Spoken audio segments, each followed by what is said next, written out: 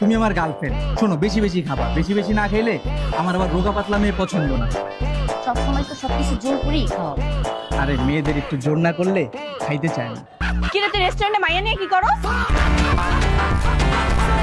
মাইয়া নিয়ে রেস্টুরেন্টে কি করছ মানে কেউ? কে আমি? মানে আমি ওর বউ।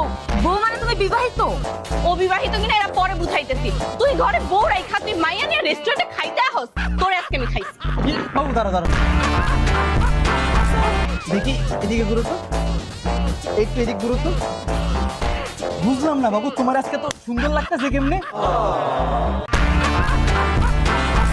তুমি মনে হয় আসার সময় নিশ্চয়ই পার্লার থেকে সাহায্যে আসছো, তাই না? না তুমি তো জানোই আমি পার্লার থেকে সাজি না, আমি বাসায় একটু হালকা টাচ আপ করছি। কি বলছো? রাতে এত সুন্দর লাগতেছে তোমারে। ওয়াও বাবু, তোমার হেয়ার কালারটা দেখছো, দেখি একটু ঘুরো তো, একটু ঘুরো না। ওয়াও, তোমার তো পুরো লাল পরীর মতো লাগতেছে। এই তুমি কোনোদিন নিজের চোখে পরী দেখছো?